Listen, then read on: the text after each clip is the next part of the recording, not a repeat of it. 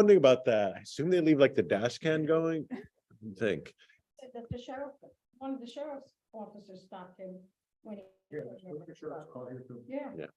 Yeah, that one was manned.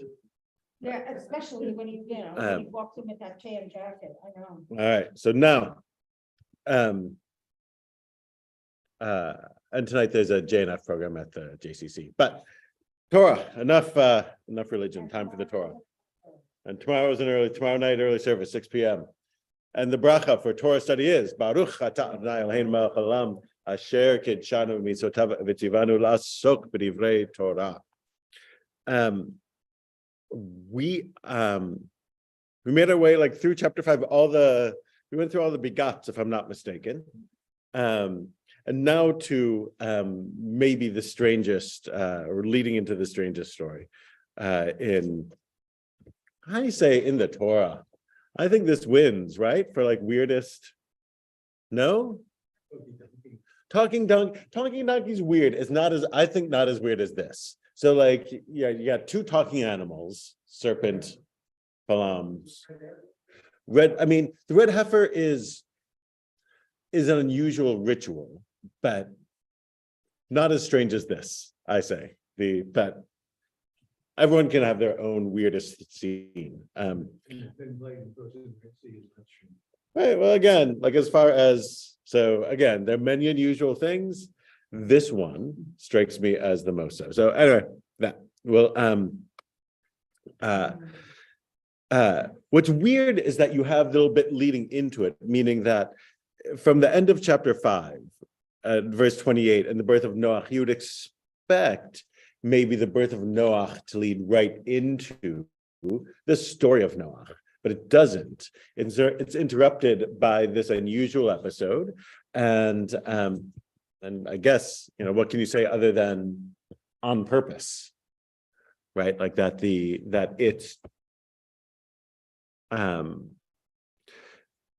it's interrupted because you have to get some sort of insight into what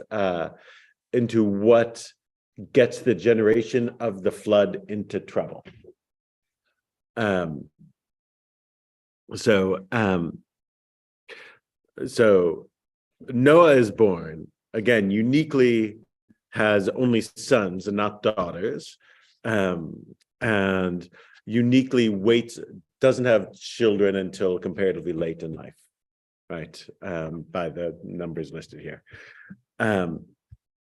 But maybe he did have daughters and they didn't. And they're just not mentioned, correct. I would say that, like, so sometimes you can say that where it's just like, oh, like something's going on off screen, and that could be happening here.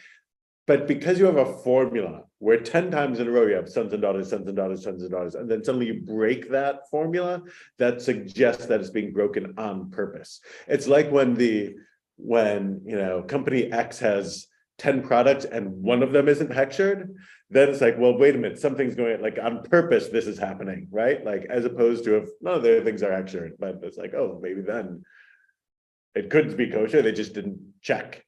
But like when one's different, then that suggests that something's different going on. So here could be the case, but the fact that you have a formula and the formula is broken suggests something different. And also the sons are named, right? Shem, Cham, and Yafat. So before we get to Noach's story, we get the lead in chapter 6, verse 1. Vayihi. And it was. This is like a totally different vibe that came before.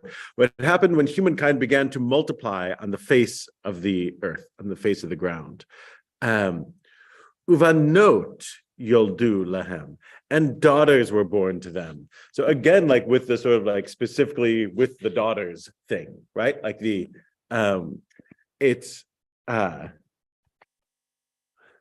I don't know, like there's no way of like getting around it. It's androcentric, right? Like the Torah is definitely told from a male perspective, right? This is what's going on. So, and daughters are born to them. Which you wouldn't just that sentence is weird because daughters have been born for, plenty of generations now. Like we've got like that, it's 10 generations ago that we've got sons and daughters. So weird, but again, this is a very specific role here that they're going to play, meaning that Vir'u v'nei Elohim et banot Adam ki tovot ema v'yikhu lechem nashim mikol asher bachru.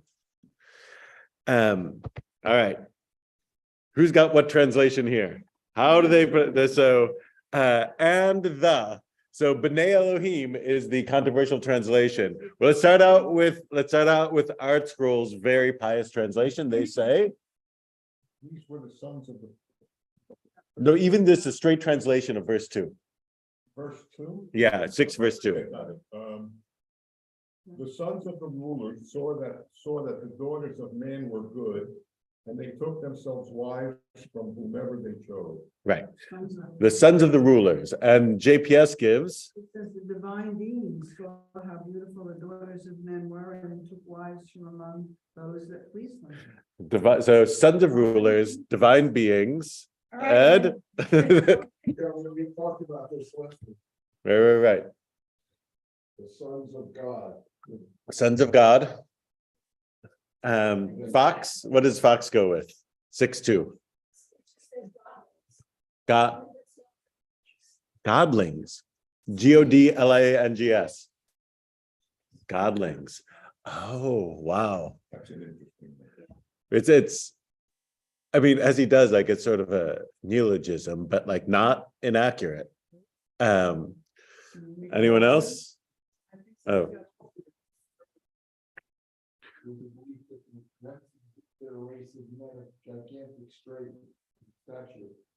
Right. So, and his right. So that's what's let's see. So, and his straight alters translation is happened as humankind began to multiply over the earth and daughters were born to them. That the sons of God saw that the daughters of man were comely and took themselves wives however they chose.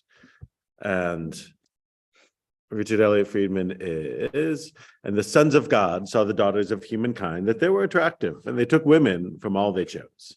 So the godlings, sons of God, divine beings, sons of the rulers. There's like a postscript by when it says divine beings, and then underneath it says others, the sons of God. Right. So What are the sons of God? Jesus and his brothers? What? It says, i.e., the sons of princes and judges. right, that's Rashi, correct. Rashi, right, that's how Rashi reads that. So Elohim, as you might be familiar, is the word, the Hebrew is B'nai Elohim, which is a word commonly used for God. God uppercase G or God lowercase g, God singular, God plural, like whatever. It's a plural construct. Correct, right. So it's used for all the above. It is occasionally, though rarely, it is occasionally used for like judges or powerful people. Like it's not unknown, but it's not common. That it could be. That's what Rashi is relying on. He's saying Elohim always implies rulership. Right. So like in the right. So God. So the Elohim, when used for God, is like the closer to the Dean, the ruler in strict justice, and then Yud Hey Vav Hey is the God as ruler in mercy, more forgiving. Let's see what Rashi is straight. Like the sons of Elohim, that is, Rashi says the princes and the great leaders.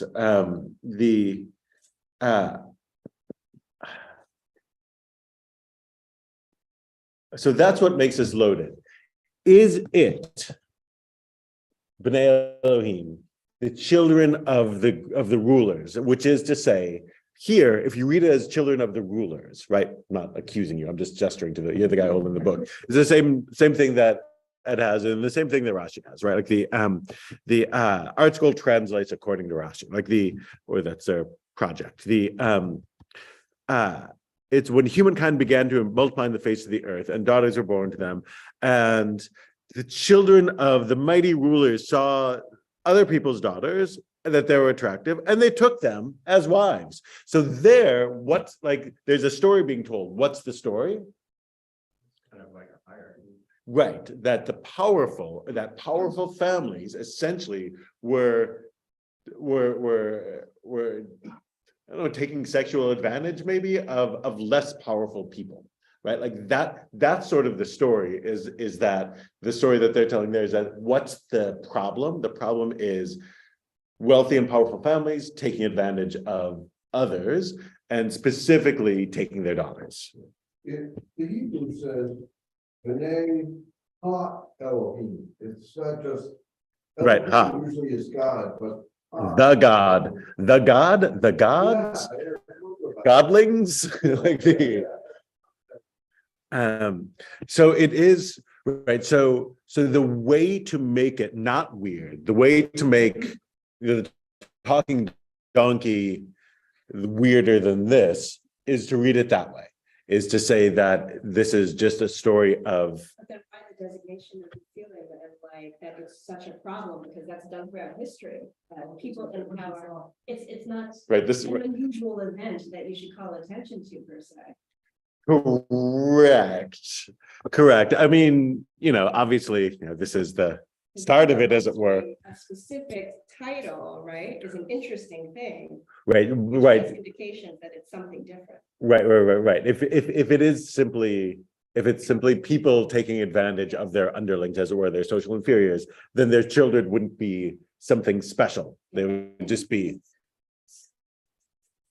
Yes. So because it's interrupting. Verse Noah is reintroduced in verse 8. So these are 7 verses of things spinning out of control. And again, the previous verse, the last verse of chapter 5 is about Noah.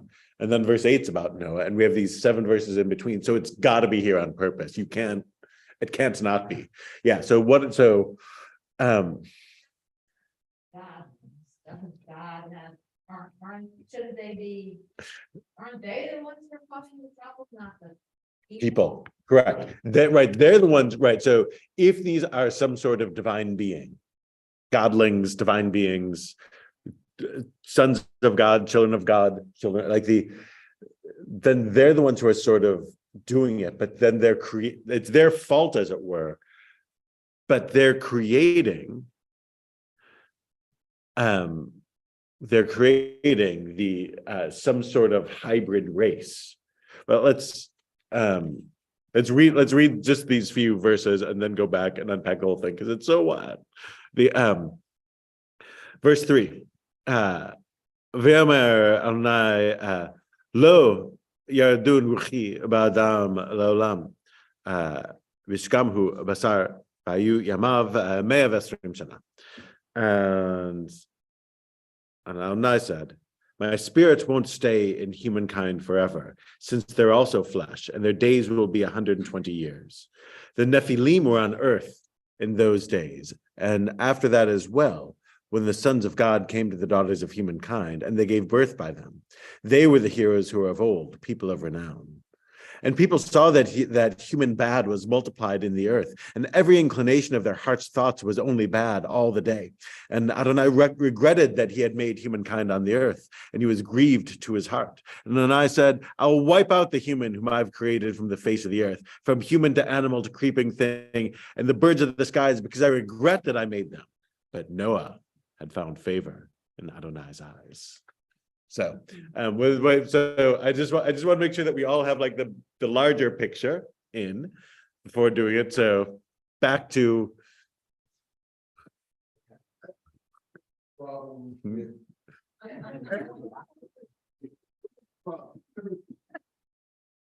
with what does by sending a flood to destroy the animals. Yep, we'll get there later. We'll get there later. Yeah. And then in Exodus, he sends, the angel of death to smite the firstborn of the Egyptians, but. Man and beast alike. It's almost like a directed arrow, and this one is more like a broad brush. Yeah. Right, so we'll get there later. Okay. That was my second question about why the animals. Right, so we'll get there later. I want to go through this. I just wanted to make sure that we had the scope of this story. We'll get to the animals when we get to the animals. So like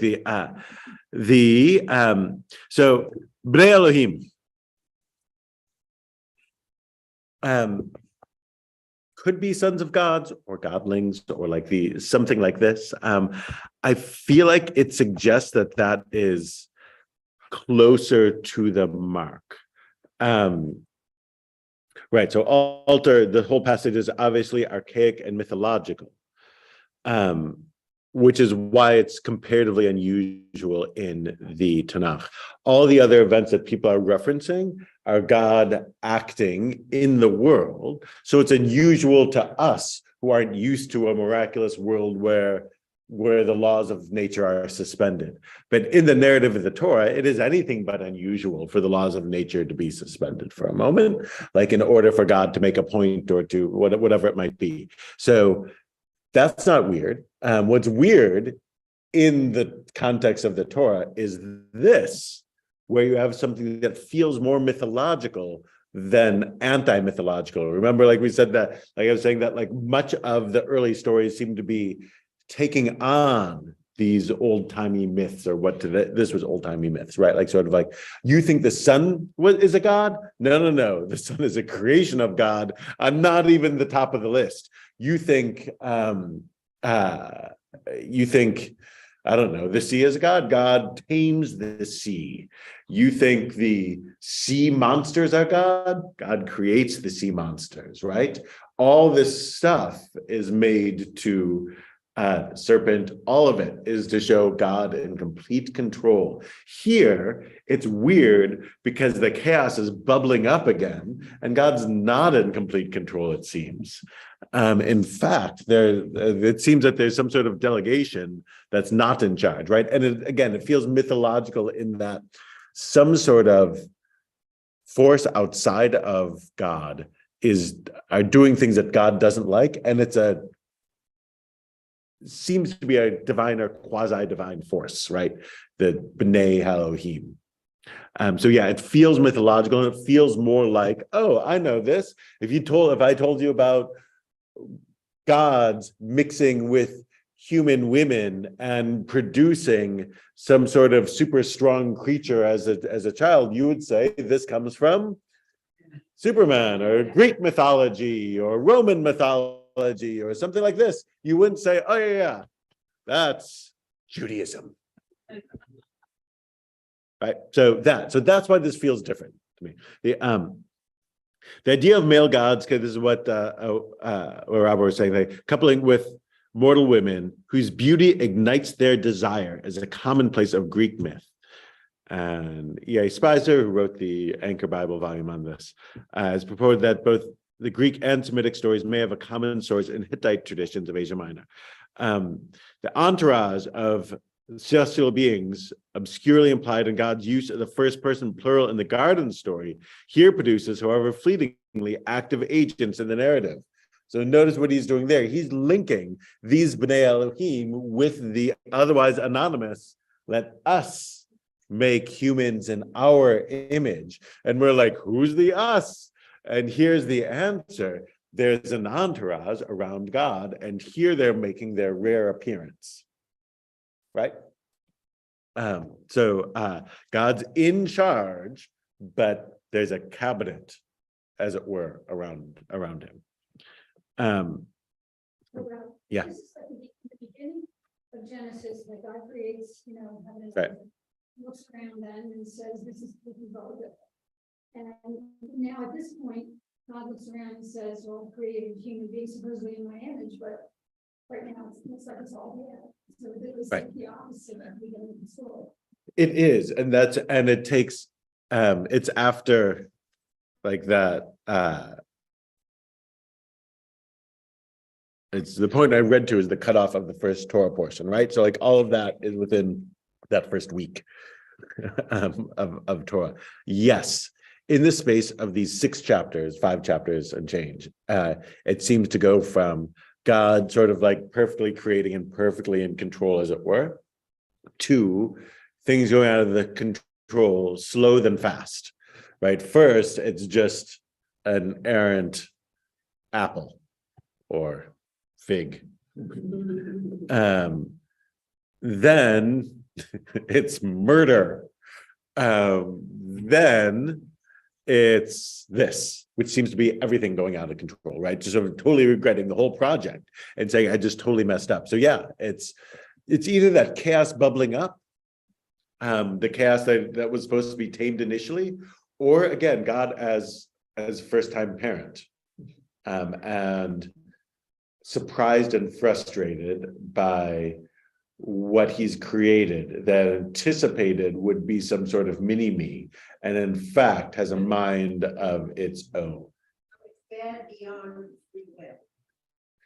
This seems to be not just, I don't know, bad beyond free will, that the free will is being used so irresponsibly that that is more than God is willing to take.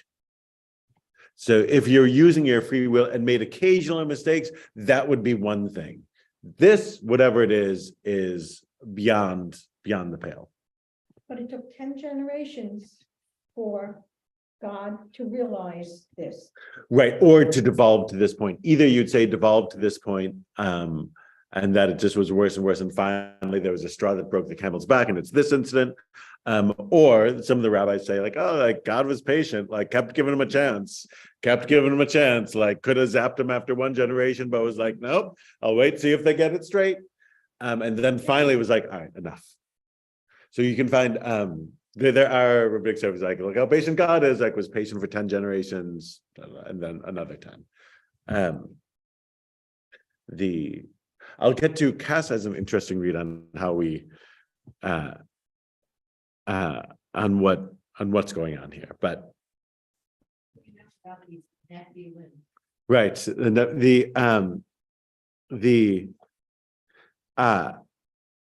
before we even get to the Nephilim, because there's out there, the sons of God saw the daughters of humankind, and they were attractive, and they took women from all they chose. And God said, Yod-Heh-Vav-Heh said, oh, my spirit won't stay in humankind forever, since they're also flesh. Their days will be 120 years. Like alters know on that is like with the as with the prospect that man and woman might eat from the tree of life, God sees this intermingling of human and divine as a crossing of a necessary line of human limitation. God responds by setting a new retracted limit, 3 times the formulaic 40, to the human lifespan. Once more, human mortality is confirmed, this time in quantitative terms. So that's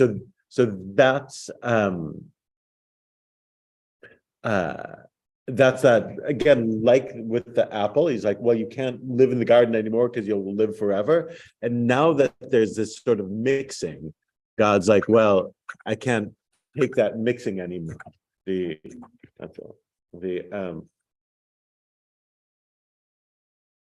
see. There we go.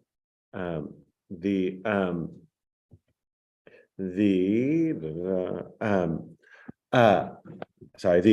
one last thing on the Bnei Elohim. I feel like I may have quoted this before. The Psalm for Tuesday. Have you ever davening on Tuesday? The Psalm for this week, Tuesday. So the Psalm for Tuesday, which is Psalm 82, is the other main appearance of this group, right? Elohim nitav ba'edat el b'charov Elohim yishpot, which is God rises in the congregation of God, amidst the Elohim, God judges. Ad matai, Jishmotu Avel, until how long will he pervert justice? How long will he favor the wicked, champion the weak and the orphan, uphold the downtrodden, the destitute, rescue the weak and the needy, save them from the grip of the wicked? But they neither know nor understand. They wander about in darkness while earth's foundations are shaken. Ani amarti Elohim atem. I said you were Elohim. Uvnei Elyon kulchem. And you are all the children, the sons of Elyon, the sons of the Most High, another name for God. Achen ka'adam tamotun. Indeed, like a human, you will die, plural. Like any human official, you will fall. Kuma Elohim, Shofta Haaretz, rise up, O God, and judge the earth, for your dominion is over all nations. There again seems to be that's the scene of God again with the divine cabinet, it seems, upbraiding them. You were given godlike powers, and you were supposed to use them to favor the poor and the disadvantaged, and you're not. So you're all being demoted, and now you're going to die.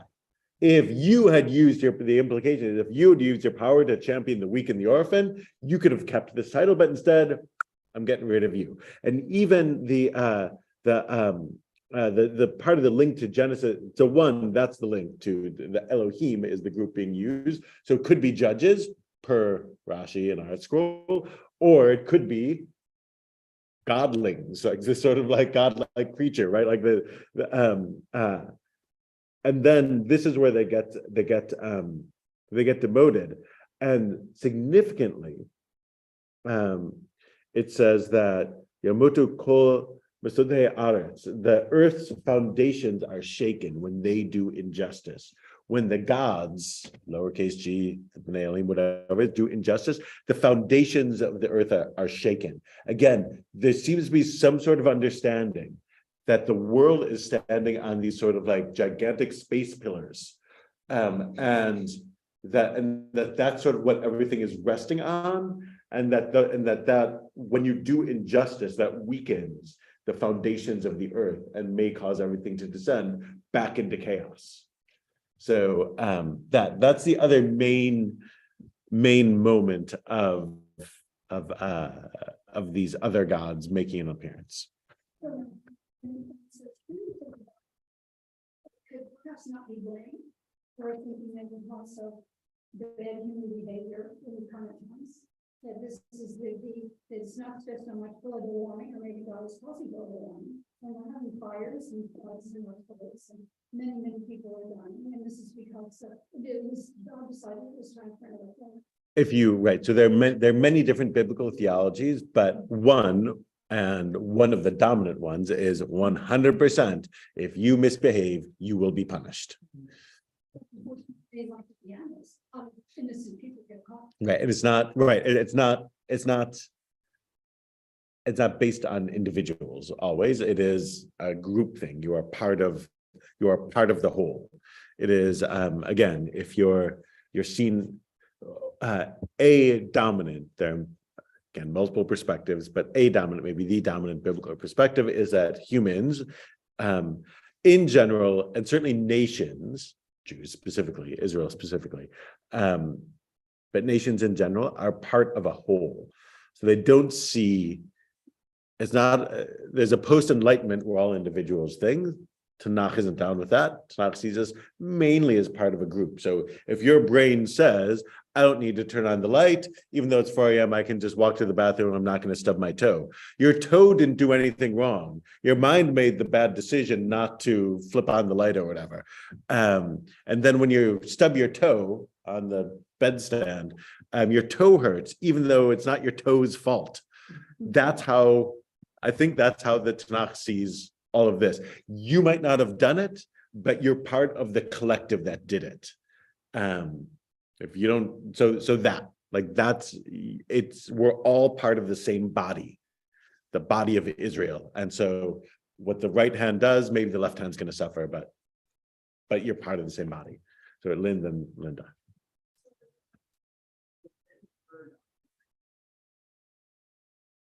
God said, don't eat from the tree, so that was a directive that was broken.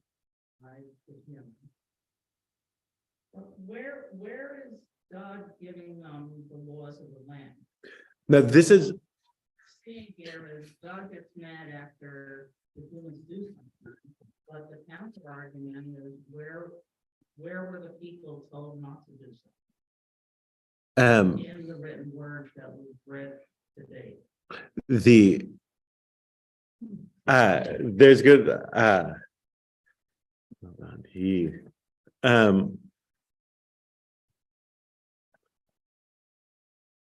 You can see a parent getting annoyed at a child if they said, stop screaming. It's almost like the parent didn't tell the child not to scream, and then the kid screams, and then the parent is annoyed. So it's like trial and error, the way humans are presented.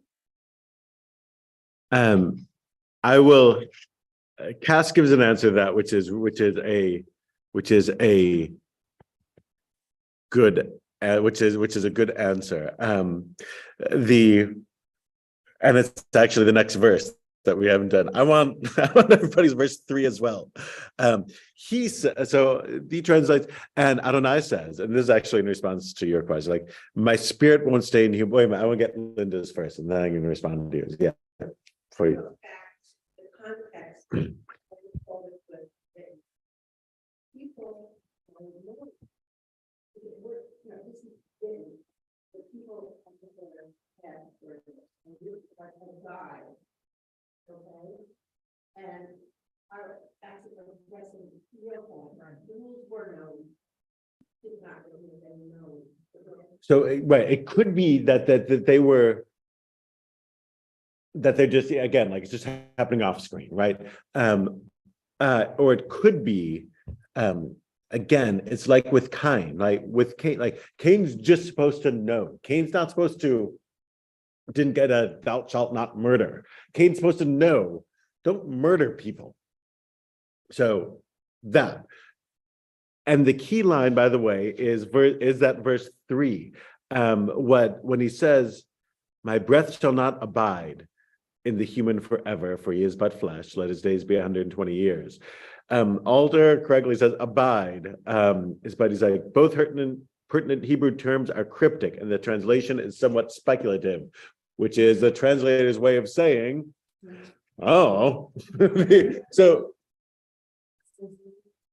meaning of Hebrew uncertain, right? So again, we can read that English sentence with confidence because we know what all those words mean. But the key thing is to know that the translator is making a leap, and we're more confident than the translator is because we understand all those words. The idea that happiness or things. Right. Say there are lots of cultures out there, but this is our one God, and these other gods belong elsewhere and do not.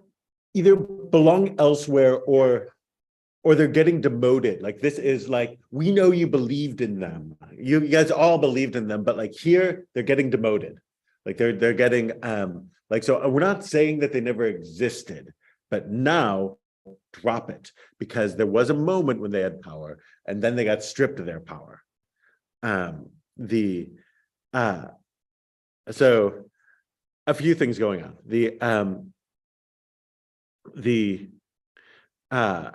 I'm gonna go through, there's a few great pieces here that I'll somewhat summarize. So he says, among other things, there's a few years between year 874, when Lamech is born, and the year 930 in which Adam dies, during which all 9 generations of human beings from Adam to Lamech are all alive at the same time, with all their myriad descendants. Then suddenly in the year 930, Adam drops dead. Next in 987, Hanoch was not, for God took him. And in 1042, Seth also dies. Readers of the Garden of Eden story need no longer remain in suspense. The prophecy of human mortality has been fulfilled. Da, da, da. So all this goes on. Finally, Noach is born. Noach will bring comfort. But what's the comfort that Noach needs to bring? It says, in the meantime, the rest of mankind goes boldly and heroically wild. Who can blame them? It is no stretch to imagine that having lived with deathless horizon, living as if they were immortals, these oldest of men, explicitly godlike in B'Tselem Elohim, in their origin and in their nature, are not only shocked by the belated discovery of their own unavoidable mortality, they're offended and angry. They closely resemble the Homeric heroes, descendants of gods, obsessed with the affront of their godlike dignity and their mortality. So so his thing is like everyone starts to freak. This is it's almost like, I'm just coming with this now, like a midlife crisis. Like, well, like what's the gap between youth who act like they're gonna live forever, and people who, there were like a few weeks where, I mean, seeing like Rana and Ron at like 8 shivas, like we're like super aware of our own mortality, and have seen our friends and loved ones die, like sort of like between those two and you have a little bit of a greater sobriety. Between those two moments is the midlife crisis, right? The Corvette, and you know, so all these sorts of things. So you start reading like that everyone's going crazy, and it's not random. They can't believe like that they're mortal, and they're suddenly trying to squeeze more stuff in. So that's one thing. Next one.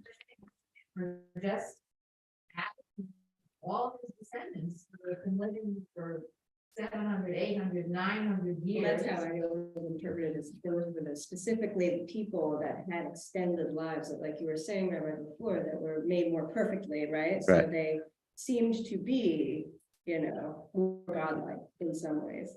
And who's gonna rule other than people that are more godlike? Some sons of God may, however, also mean those who serve God and obey Him. Right. So what is B'nai Elohim? Like if you're Ben something or Bat something, like you're in the category of, right? Like that sort of Hebrew locution, right? That's why if you have a Bat Bait, it's like somebody who like hangs around your house. Like, oh, he had a babysitter, whatever it might be, friend. If you have if you're Bat mitzvah, you're in the category of people who are obligated to the mitzvot, right? Like if you're Ben or Bat something, if you're Ben Torah, you're somebody who studies Torah, right? Like that's just what, so you could say that B'nai Elohim are people who follow God. Back to Cass. Reading with hindsight, in light of the ensuing wickedness, we must consider that the root of the trouble is the male attitude towards other people's daughters, and in particular in connection to the love of beauty. Appreciation of beauty is one thing, desire to possess it is another. This is like the sort of like not jokey part, like the kahu that they took them, right? It's not a loved them. It's they saw they were beautiful and they took them. That's power, and that's a very specific thing that's different from like what we mentioned, like sort of like when it says Adam Ba, like comes to or knew Eve, right? This isn't knowing. This is there's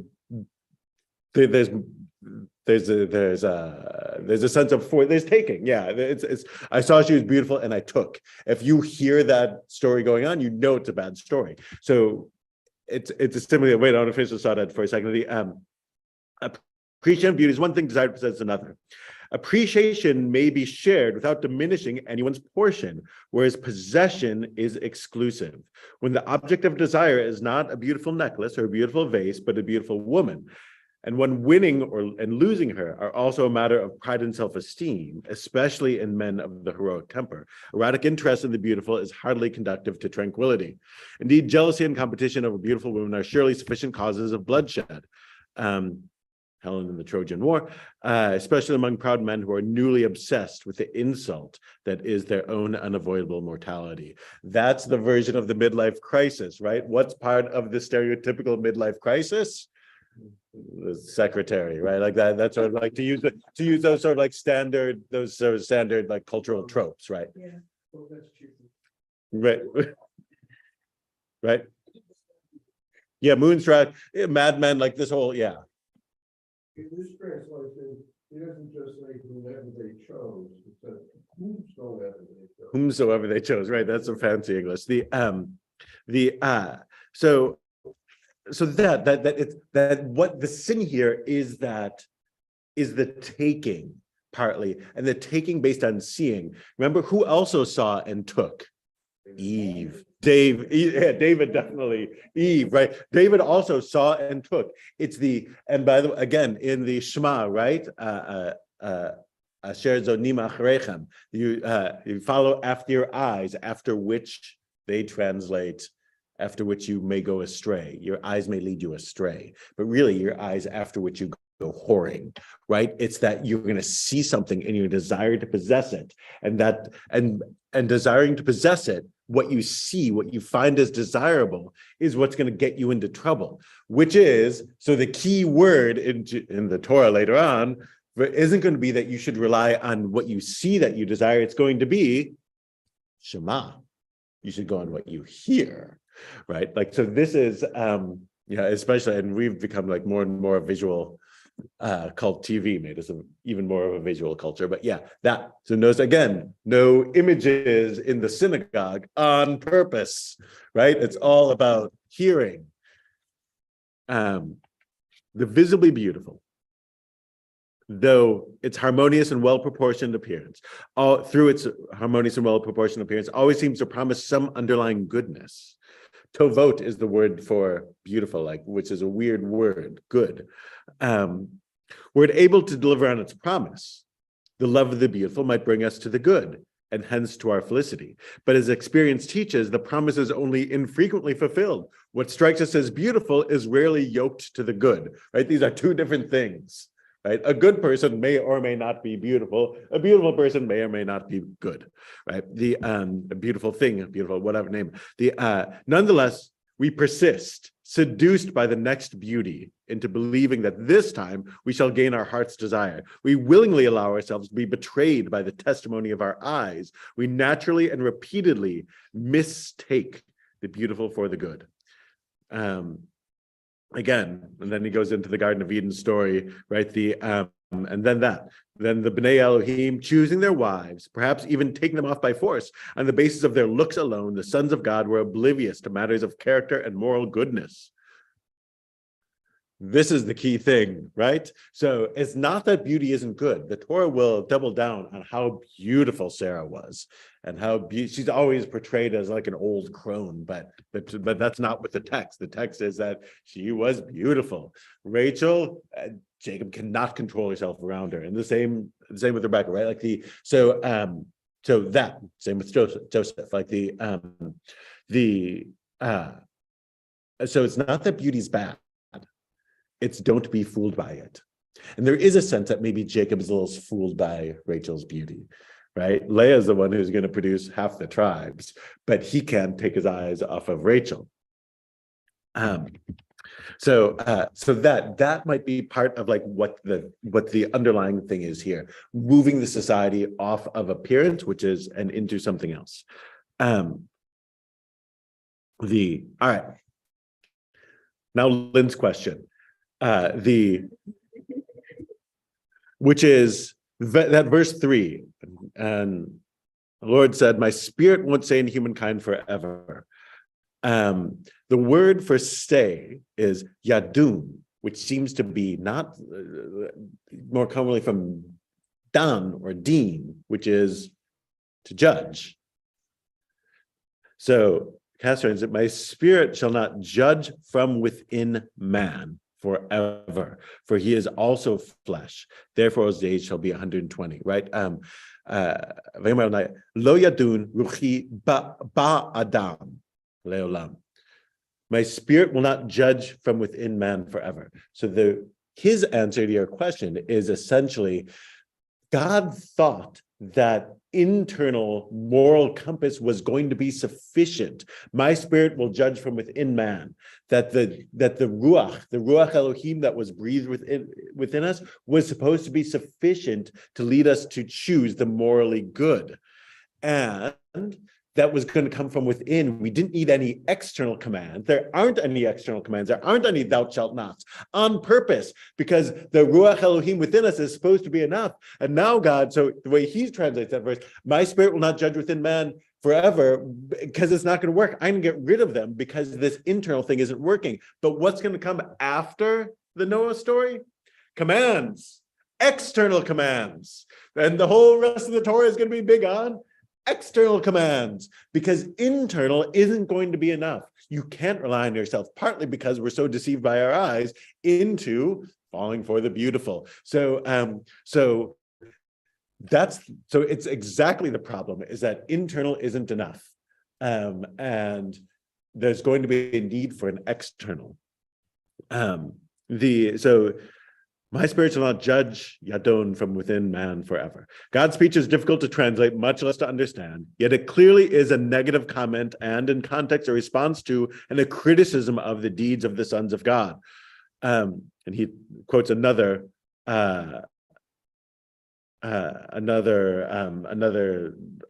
scholar, Robert Sachs, here.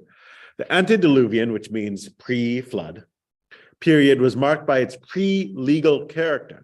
God had made suggestions from time to time, sin crouches at your door, remember this scene, but they were never enforced. Cain was neither punished for killing his brother, really, nor was the suggestion that he became a wanderer ever carried out. As I mentioned, like he says, you'll be a wanderer forever, and then he builds a city. The time before the flood was a time from which there was no external law. God's statement to Cain, if you do well, and presupposed there was a facility within men capable of judging. But when God says, my spirit shall not always judge from within man, God recognizes the ability of man to judge from within is not sufficient for human needs.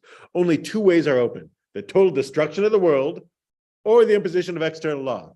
The present verse does not make clear which of these two paths God will choose.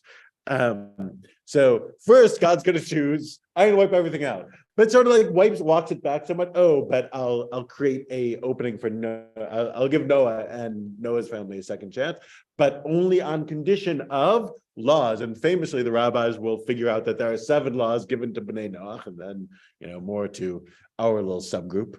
But the idea is command. And what's the point of all of this? In part, God realizing. So my spirit won't stay in humankind forever is hard to understand. But if it's my spirit will not judge, it makes it a little closer to what he's trying to say. If he says, I will not judge anymore, why does he keep judging? Well, so they keep judging, but my spirit within man won't judge forever. It's a way of saying the judging spirit that I placed within people won't stay. Because the judging spirit that God made, it's not that I won't judge, but the spirit that I put in them, it's supposed to be their judge. That internal conscience is insufficient. You're going to need external commands and then a system for disseminating them across generations that are going to be needed. Poor programming. Pardon me? Poor programming. Yes, poor programming. It's definitely God. It's like, oh, I thought this internal thing was going to work, but it's not. The whole thing is confusing. I'm Yes. looking at the commentary and it says God's asking man to repent, and there was any really guidelines for how he was supposed to behave, and aside from not eating the fruit, there was nothing else that was right. So that's what he's saying, that people were supposed to.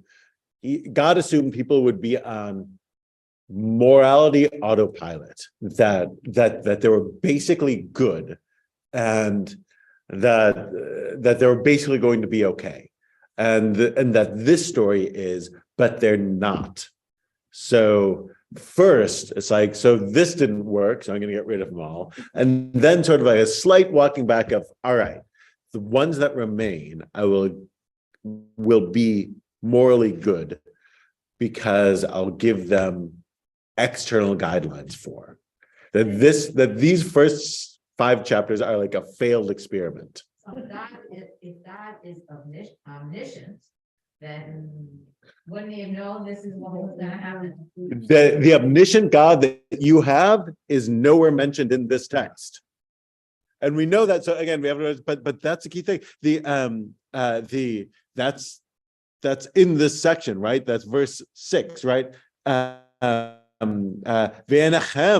Adonai ki asah et adam ba'aretz. And God regretted that God had made humankind on the earth, right?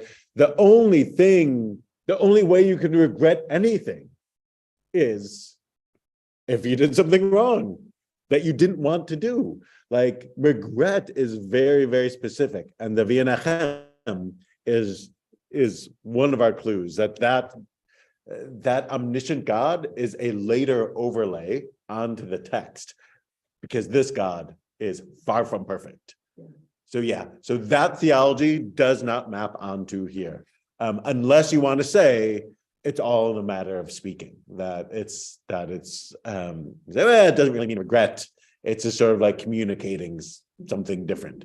But I think it means regret, because I don't think it makes it because by saying the word regret means regret, everything else makes sense.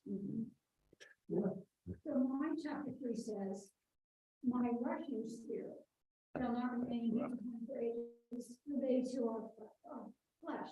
So I'm trying to figure out what a Russian spirit is. So ruach, that's the way he translates ruach, which isn't wrong. So ruach is ruach is a word for spirit, what we use, and also for wind, right?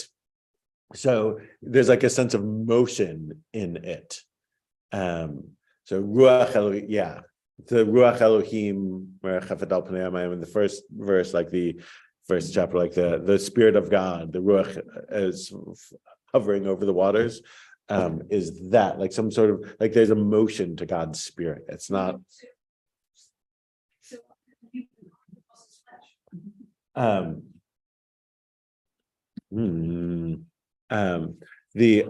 not, unless it's these hybrid demigods, right? I didn't get fully to the Nephilim, but like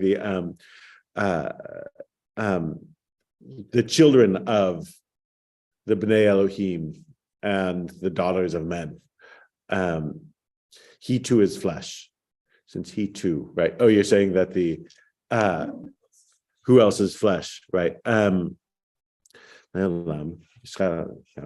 good question on the gam, on the two. I'm not sure what the two is, but luckily I can end before I have to answer. All right. Let me do a Kaddish Rabbanan, and we can wrap up with that. Which is Yitkadal v'yitkadash Shmei Rabbah v'yalma divrak kirutei v'yamlich malchutei v'chayachon v'yomechon v'chayei l'chol beit Yisrael v'agala v'zman kariv v'yimru amen. Eish Shmei Rabbah Barach l'lamo me'alman Yitbarach v'yishtabach v'yipa'ar v'yifamam v'yitnaseh v'yitadar v'yitaleh v'yitalal Shmei Kudashah Baruch Eilan kol v'chata v'shirata Tishchatav nachmata da'miran be'alma v'imru amen. Al Yisrael v'al Rabbanan v'al Tamidehon v'al kol ma'an Tamidehon v'al kol ma'an daskin v'araita di v'atar adin di v'chol atar v'atar hey l'chon shlama rabba hinav chista v'rachmin hain archin mitzna rivcha v'kadam min kadam avadhon divishmai v'imru amen. Hey shlama rabba min shemayim v'chaim tovim aleinu v'al kol Yisrael v'imru amen. Say shalom v'morav hubarach Mavia. Say shalom aleinu v'al kol Yisrael v'imru. Amen. Thank you, Rabbi. All right.